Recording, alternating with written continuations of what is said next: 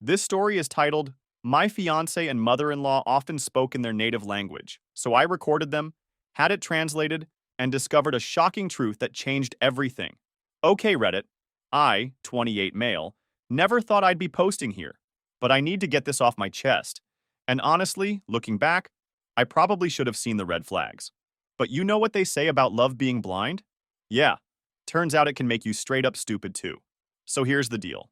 I got engaged to this amazing woman, 26 female, or at least I thought she was amazing at the time.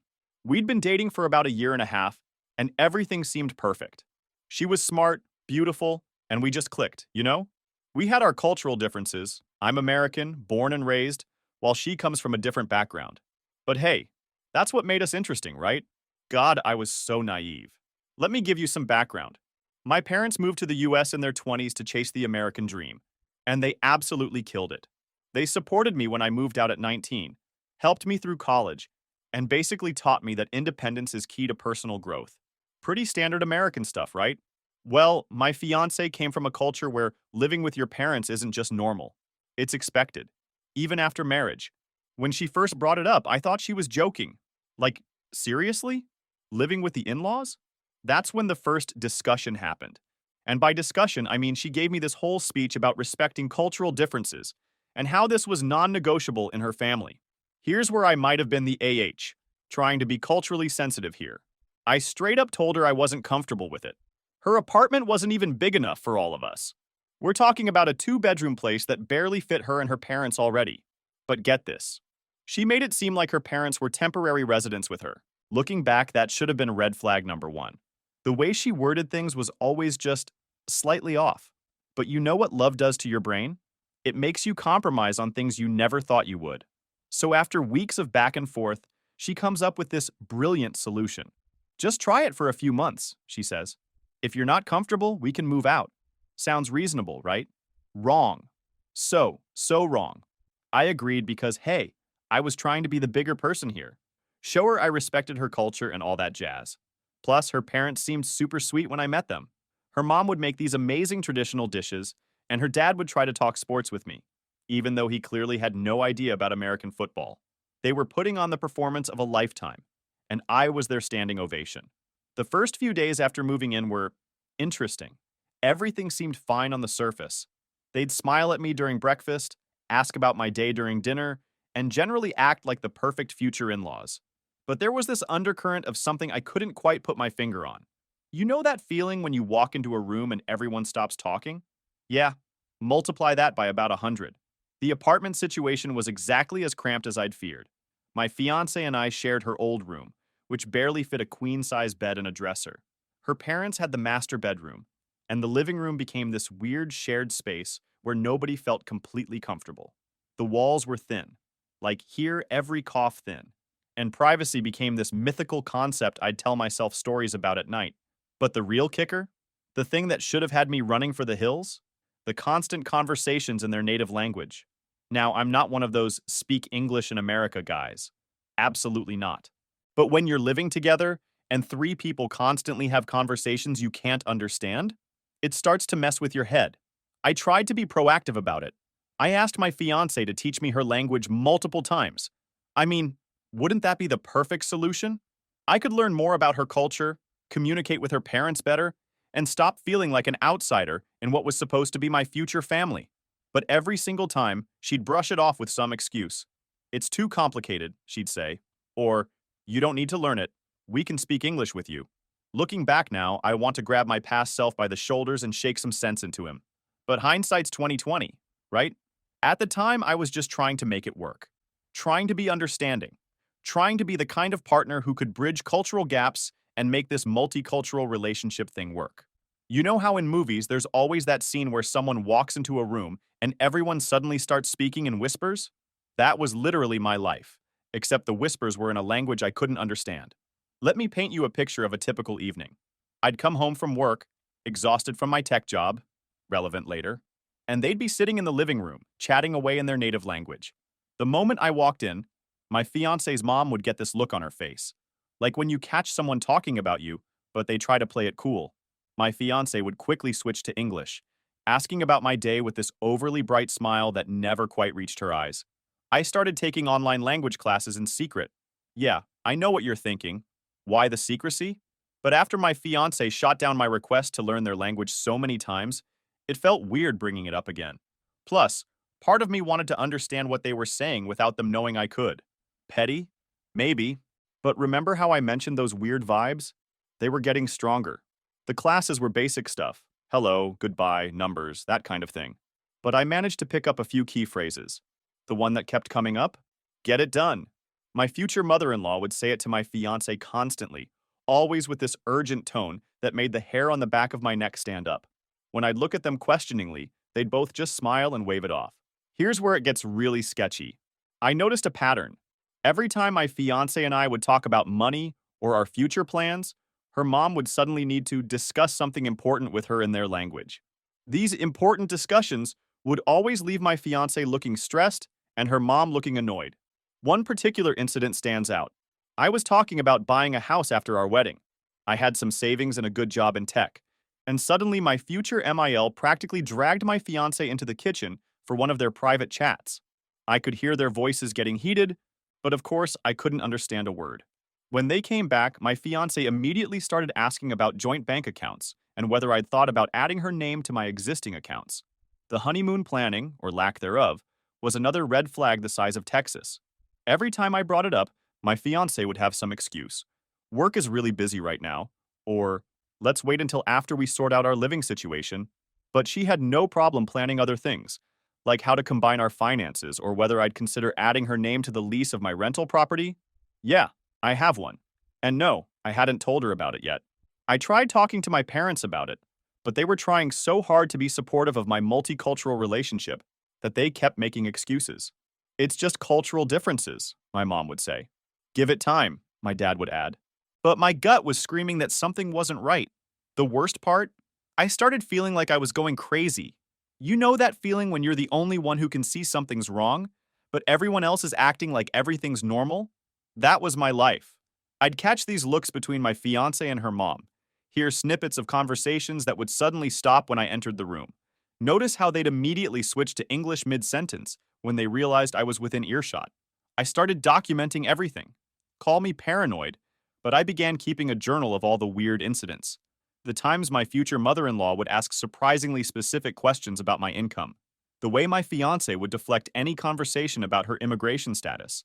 How they'd have these intense conversations in their language that would end abruptly when I walked in. At work, I started taking longer hours just to avoid going home.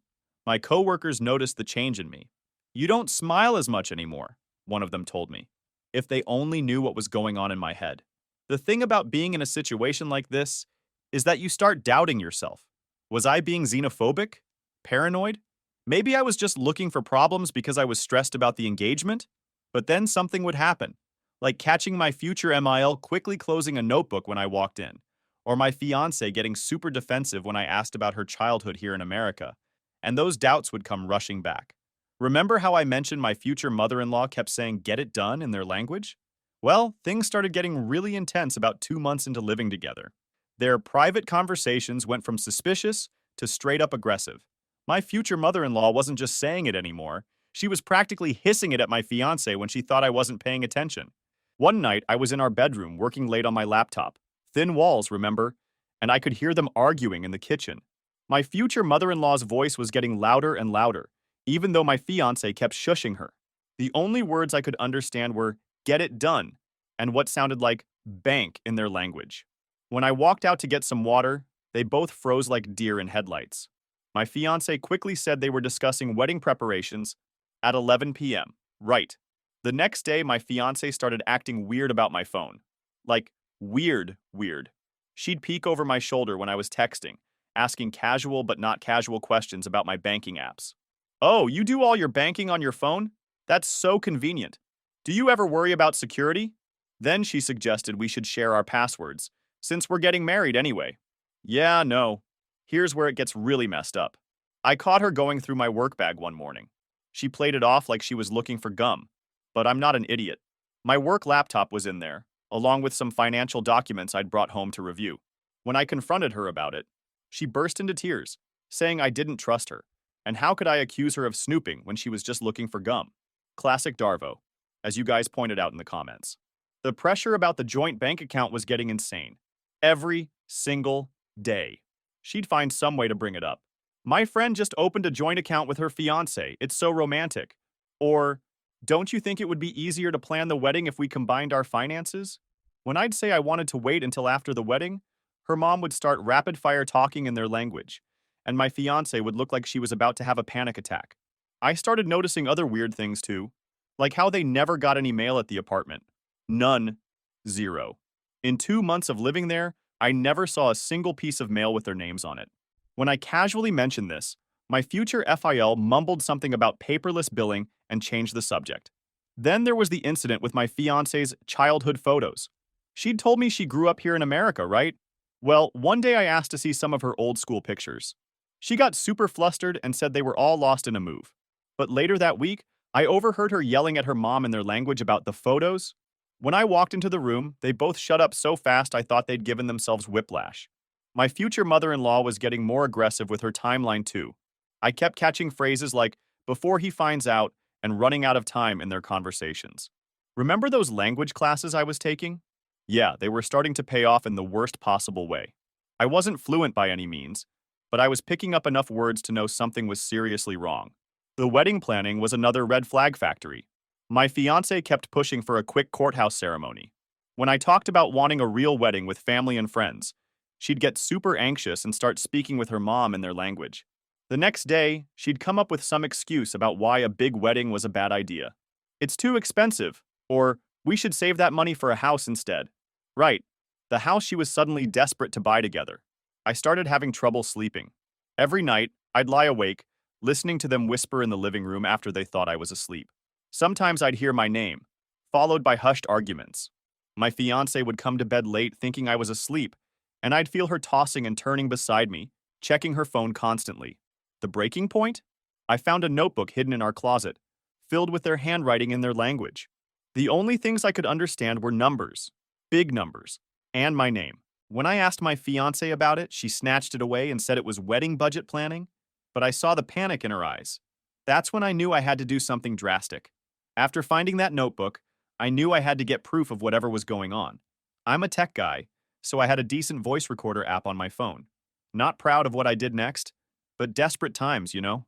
I started recording their conversations when they thought I wasn't paying attention.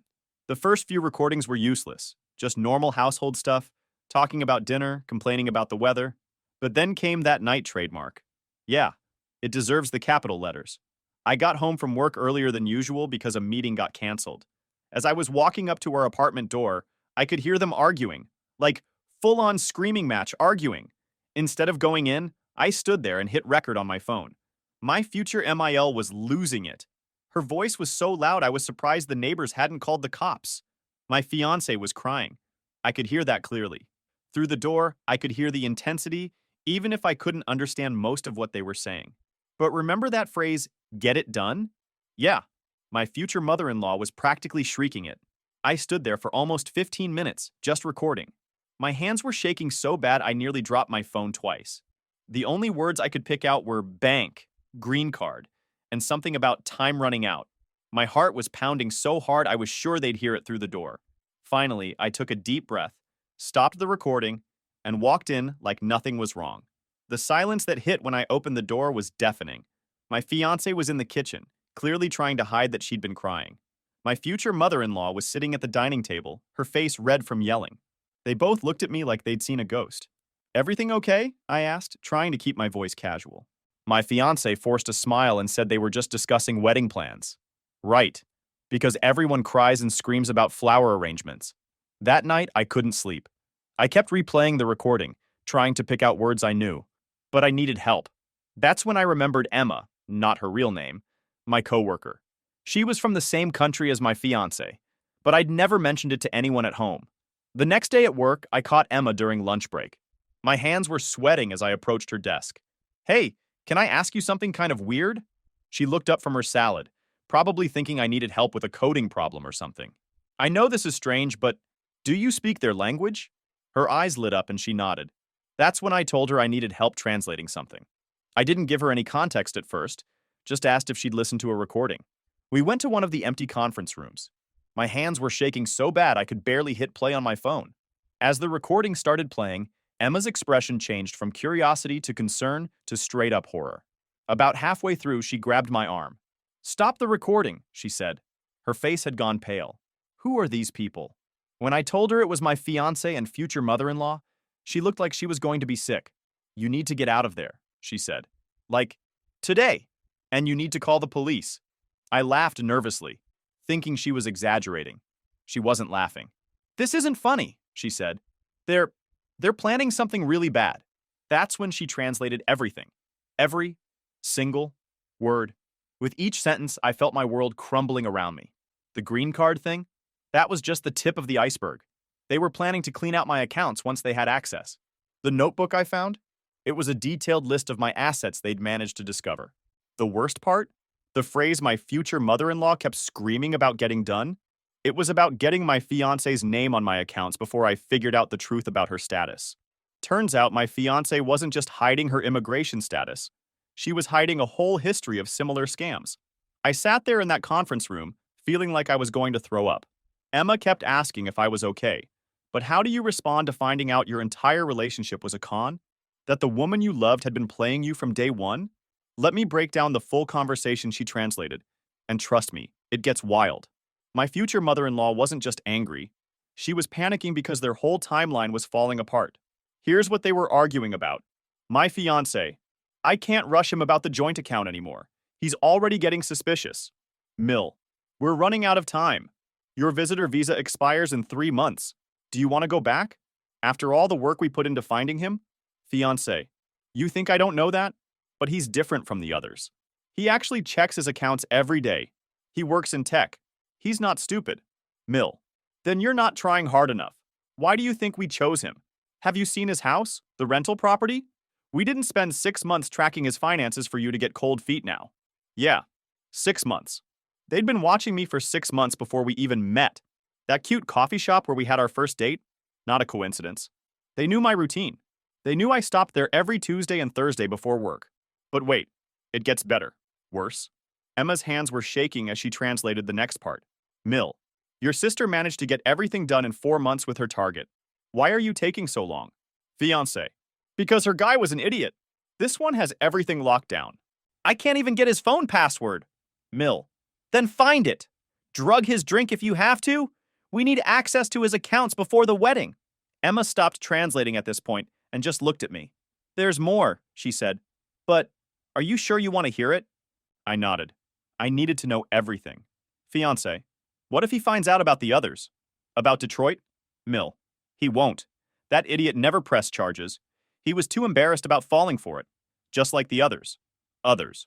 Plural. Detroit. My fiancé had done this before. Multiple times. I was just the latest target in their family scam operation. Emma explained that they were discussing at least 3 previous targets. Their word, not mine. The worst part? The absolute gut punch of it all? Here's what my loving fiancé said when her mom asked why she was getting cold feet. Why do you think I agreed to marry him? Have you seen his house? It's huge. He doesn't know I don't have a green card. I'll have to coax him into believing my story. We're engaged now, but we need to wait to make our move. He's loaded. We just need to be patient. Loaded. Mister, I'm a software developer with a decent job and some savings. But they'd somehow built me up in their minds as this wealthy target. The rental property I'd scraped and saved for was like a flashing dollar sign to them. Emma went on to explain more context she picked up from the conversation. This wasn't just a green card scam. It was a full-on family business. They would identify targets, single, financially stable men with minimal family connections, gather intel on their finances, and then arrange chance meetings with either my fiancé or one of her sisters. The plan was always the same. 1. Get engaged quickly. 2. Push for joint accounts 3. Rush the wedding 4. Clean out the accounts 5. Disappear. I sat there in that conference room, feeling like I was going to pass out. Emma kept asking if I needed water, if I should call someone. But who do you call when you discover your entire relationship was a carefully orchestrated con? Then Emma dropped another bomb. They've done this before recently. They mentioned something about a guy in Detroit who almost caught them. They had to leave in the middle of the night. That's probably why they're rushing now. Everything started making sense. the pressure about joint accounts, the hidden notebook with financial details, the constant refusal to let me learn their language, the pushing for a quick courthouse wedding. They weren't just after a green card. They were after everything. After that conversation with Emma in the conference room, I couldn't go back to work. My hands were shaking so bad I could barely type, and I kept having to run to the bathroom to throw up. Emma, absolute angel that she is, told our boss I had food poisoning and needed to go home. But I couldn't go home. Not to that apartment. Not to them. Instead, I called my dad. Looking back, I'm so grateful I did. The conversation went something like this. Me. Dad, I need help. Like, right now. Dad, what's wrong? Are you okay? Me. Voice cracking. The engagement? It's all fake. They're trying to scam me. Dad. Dead silence for a moment. I'm on my way. Don't go home. Meet me at local diner. I sat in that diner for 45 minutes, jumping every time the door opened.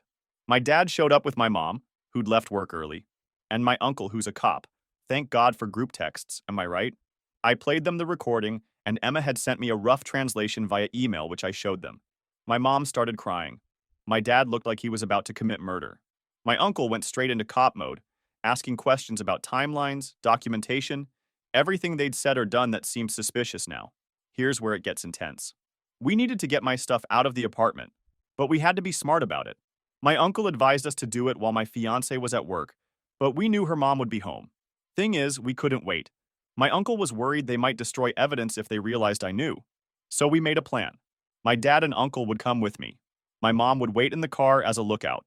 She insisted on being involved somehow. We'd get in, get my stuff, and get out. Document everything but don't engage. When we got to the apartment, my future father-in-law was there instead of the mom. The look on his face when he saw me with my dad and uncle. I'll never forget it. He tried to stop us from entering, saying we needed to wait for my fiancée. My uncle flashed his badge, off duty, but still, and said, "Sir, I suggest you step aside." The next 20 minutes were a blur. We grabbed my important documents first. Thankfully, I kept those in a locked box in our closet. Then clothes, electronics, everything I could think of that was mine. My dad was methodically photographing everything we took. Smart thinking, in case they tried to accuse me of stealing later. My father-in-law kept trying to call someone, probably my fiancé or his wife, but nobody was picking up. He followed us around the apartment, alternating between pleading and threatening in broken English. "You don't understand," he kept saying. "This is all misunderstanding." Yeah, right. The only misunderstanding was me thinking their daughter actually loved me.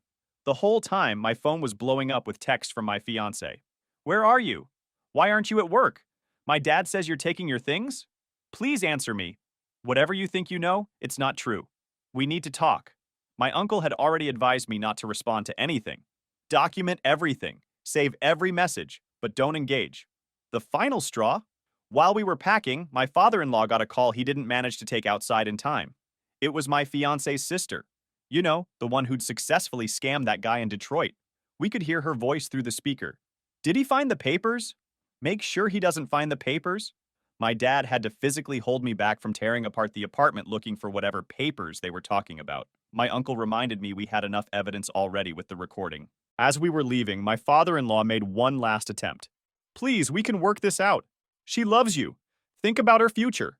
My dad, my quiet, peaceful dad, who I've never heard raise his voice, turned around and said, "The only future you need to think about is the one where you're explaining this to federal authorities." We drove straight to my uncle's precinct to file a report. Then to my parents' house, where my mom stress-baked 3 batches of cookies while calling every wedding vendor to cancel.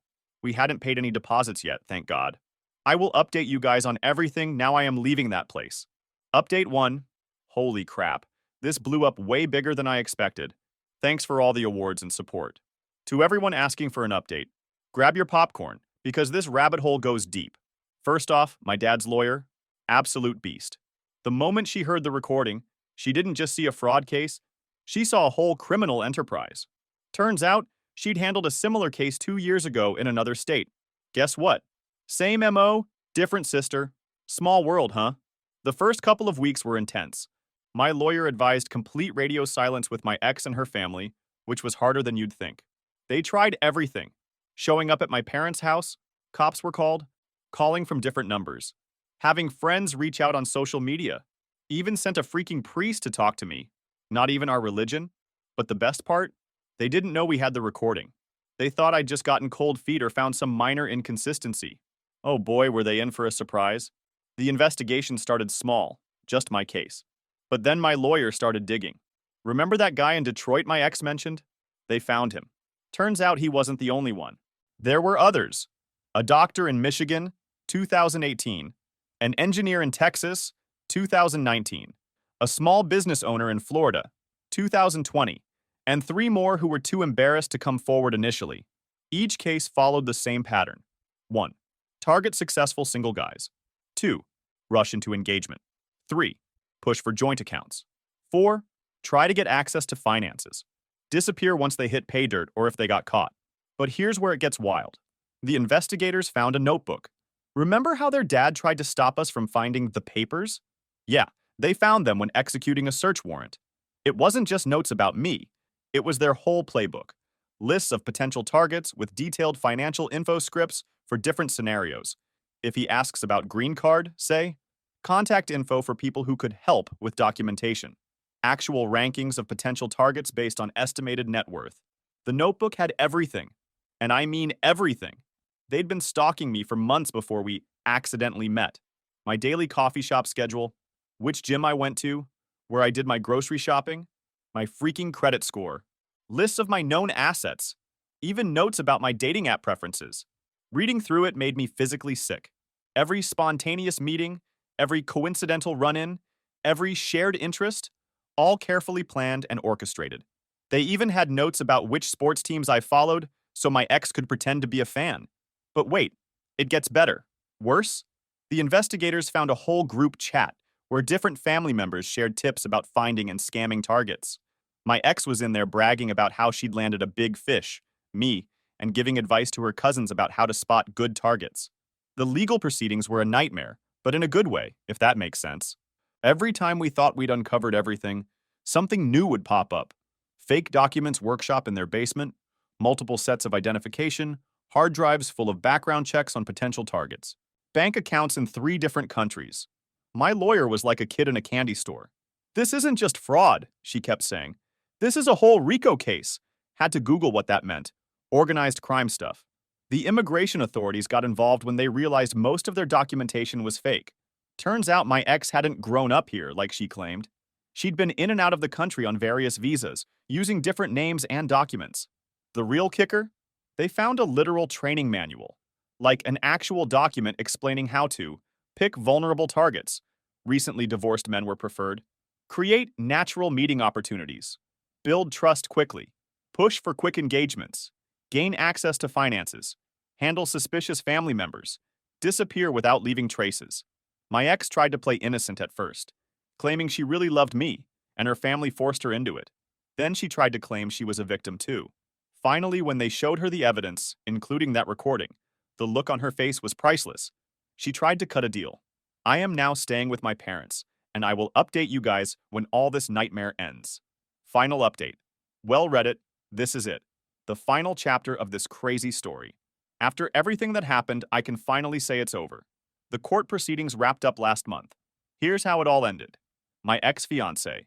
3 years in federal prison for fraud, followed by deportation. Her parents. Deported immediately. They were here on expired visitor visas anyway. Her siblings. Various charges, mostly related to document fraud. Honestly, watching them in court was surreal. My ex tried playing the victim card until the prosecutor played the recording. The look on her face when she realized I had proof of everything. I won't lie, that felt good. I didn't stick around for the whole trial. My lawyer said I didn't need to be there every day, and honestly, I had better things to do with my life. Like actually living it. The restitution they were ordered to pay? I'm not holding my breath. But that's fine. Thanks to never creating that joint account and catching this before the wedding, my finances are intact. The only thing I really lost was time and trust. And I'm working on the trust part. Emma, my coworker who translated the recording, has become one of my closest friends. She feels guilty about ruining my engagement, her words, but I keep telling her she saved my life. We grab coffee sometimes and laugh about how I'm way more careful about who I date now. My parents have been incredible through all of this.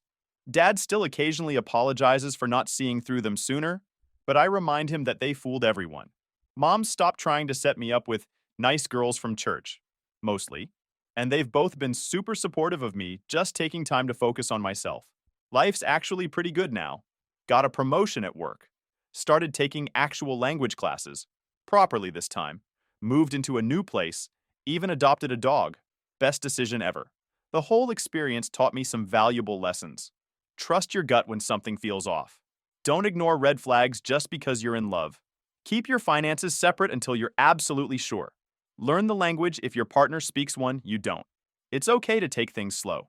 To everyone who followed this story and offered support, thank you. Your comments and messages helped me feel less alone during one of the darkest times of my life. And to anyone else who might be in a similar situation, if something feels wrong, it probably is. Don't be afraid to ask questions. Don't be afraid to dig deeper. And definitely don't be afraid to walk away. As for me, I'm done letting this define my life. They're getting what they deserve, and I'm getting what I deserve too. A chance to move on and be happy. TLDR. Ex and family face justice. I got my life back and learned some valuable lessons along the way. Sometimes the happy ending isn't the wedding. It's avoiding it entirely. Edit. Thanks for all the awards. But seriously, if you're thinking of giving this post more awards, donate to fraud awareness organizations instead. They do great work helping people avoid situations like mine,